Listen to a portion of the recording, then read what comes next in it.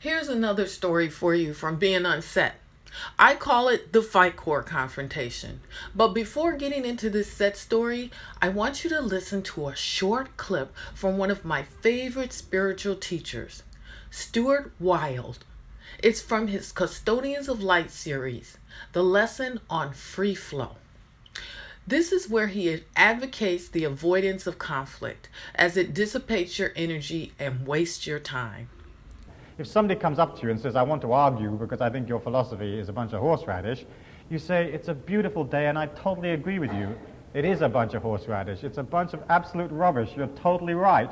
And then as the guy sits there in confusion, you get on the passing bus, which will arrive just at that moment, being totally in flow, and he'll look up and say, but, and you won't be there.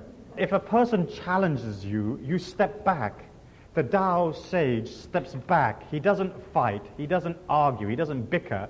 If somebody says you're a complete idiot, you say you're right, and you move away. Because when you have left the earth plane in your inner energy, what do you care if a 20,000 cycle a second subconscious mind starts bickering with you about something? What would you care about? I mean, why would you care? You wouldn't care. You can only have compassion for the mind, for the person, and love them. But you're not going to sit and argue with them because you are impartial, the same way as the Tao is, or the universal mind is impartial. If you're impartial, why would you care what they believed? And you're not going to stick around and wait for them to acquire the infinite view, nor are you going to dissipate any of your valuable energy in trying to change them. So if you're in a relationship that is one of those kind of antagonistic relationships where you say, it is, and they say it isn't, you're wasting your time. If you say it is and they say it isn't, you agree with them. You say, yes, it isn't. And then you hear the sound of the door shutting. And it's you leaving, And you can learn more about Stuart Wilde on this website. So to recap, when someone comes up to you and wants to argue with you, according to Wilde, part 1 is to agree with them. And part 2 is to walk away.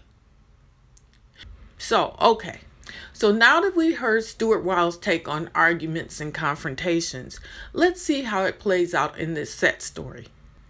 Again, I call it the Ficore Confrontation. So, my advice to you is that if you are Ficore, don't announce it when you're on set, especially if you're on a SAG set. It's just best not to even bring it up. So if you're on a SAG set and someone asks you if you're SAG, say you're SAG. If you're on a non-union set and someone asks you if you're SAG, say you're non-union. Unless you are a principal talent and you were booked at a SAG rate. So in short, if you're Ficore, you can do both. You can do SAG, you can do non-union. But don't announce it to people, and here's why. I was on a SAG commercial set for a worldwide brand, and the inevitable happened. A talent came up to me, a man, and asked me if I was SAG.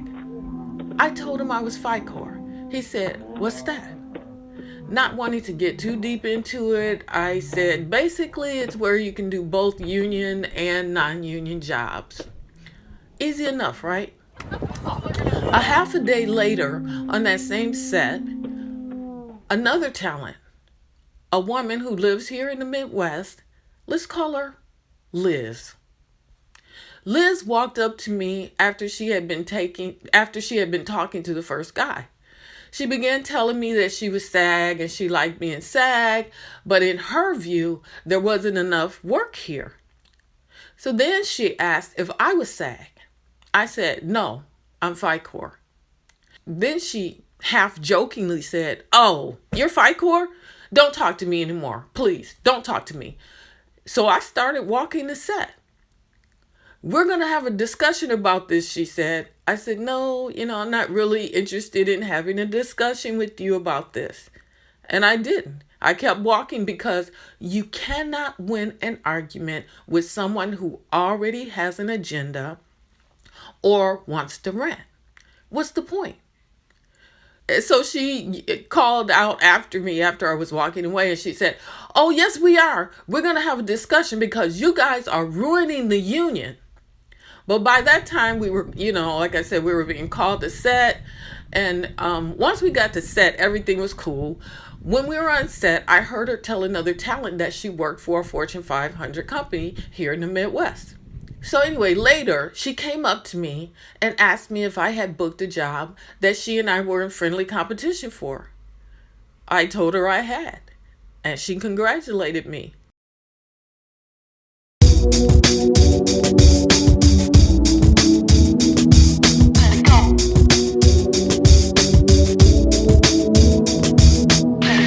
But after we were wrapped, she came up to me again when all the talent was standing around trying to get it signed out and trying to get out of there, and began her rant.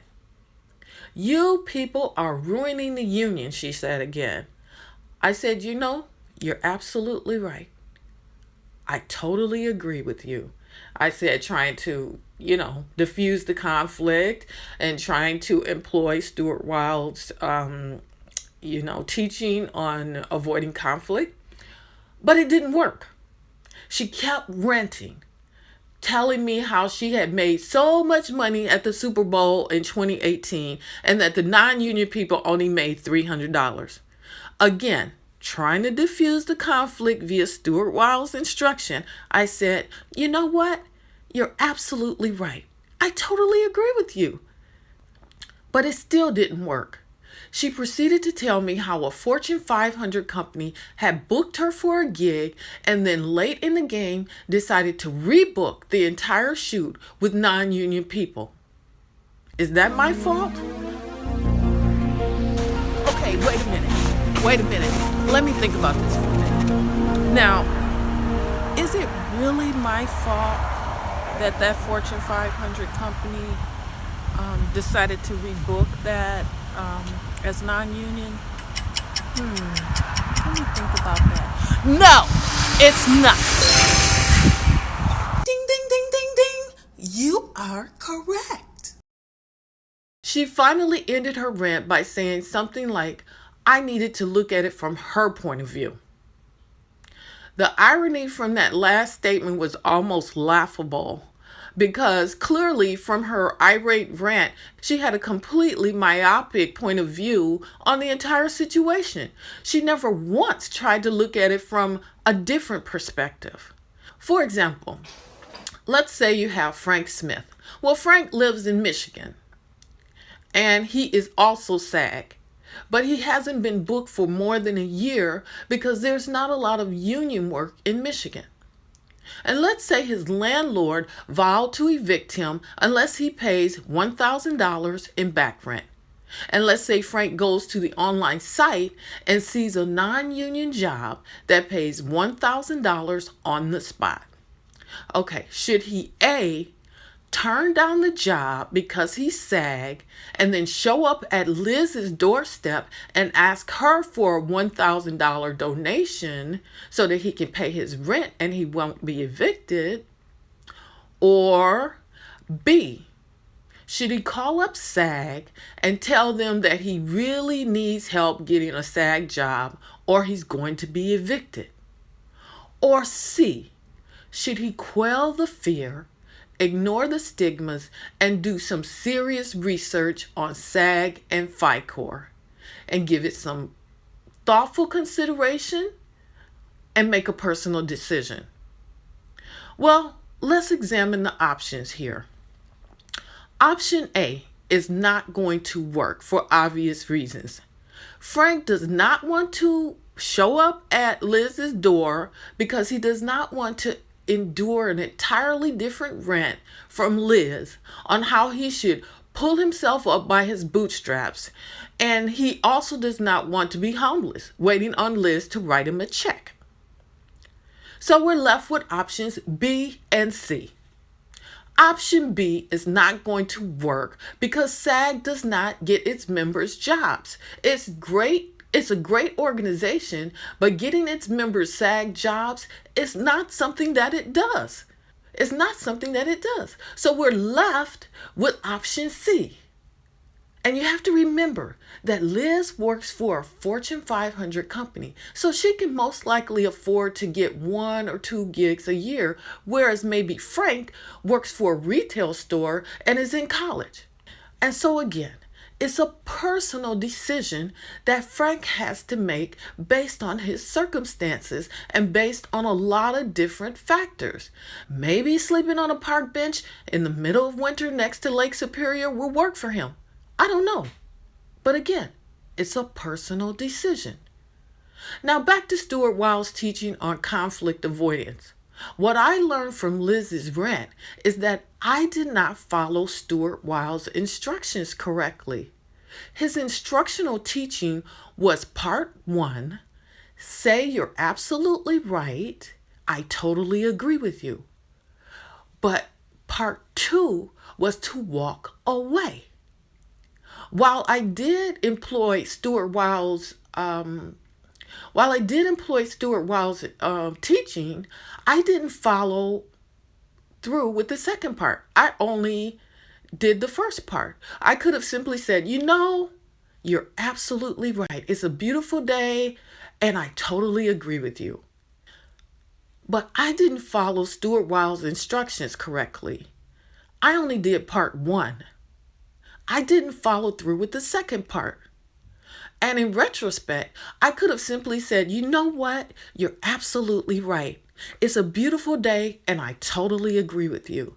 And then I could have said, you know what? But hold that thought, because I really have to go to the restroom.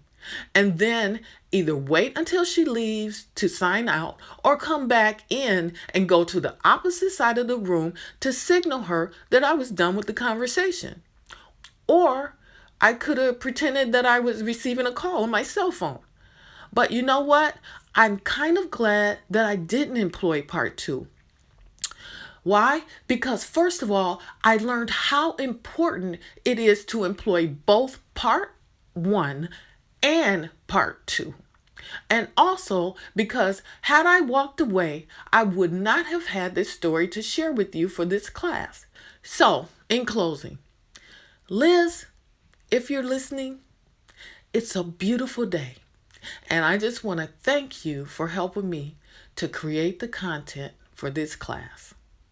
So the decision to go Ficore is not black or white.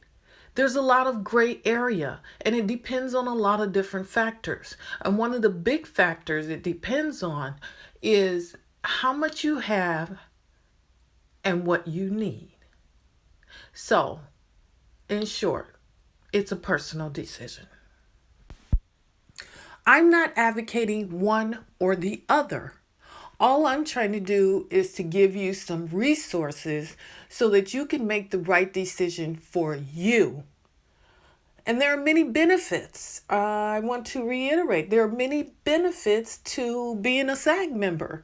They take care of you on set and make sure that you're well taken care of, among many other benefits.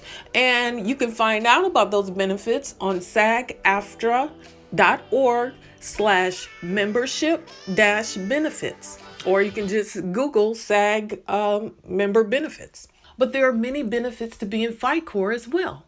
And the foremost authority that I know of on Ficore is Mr. Ben Hawk. And you can connect with him on actingincome.com or just Google him or find him on IMDb and tell him I sent you. And there are other celebrities besides Ben who are Ficore. And you can find out who they are by just Googling celebrities who are Ficore. Thank you for listening. And I really hope that this session has been helpful to you to make the right decision for you on whether you should go SAG or Ficore or stay non-union. Whatever it is, it's a personal decision, and I hope that this lesson has aided you in making that decision, or will aid you in making that decision.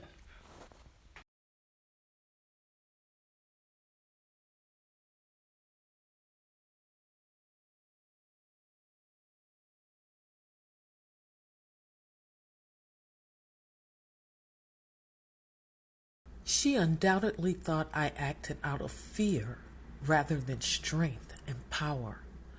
But when you guard your power and you guard your energy and you refuse to let negative people pull you down to their level and dissipate your power, wonderful things can happen.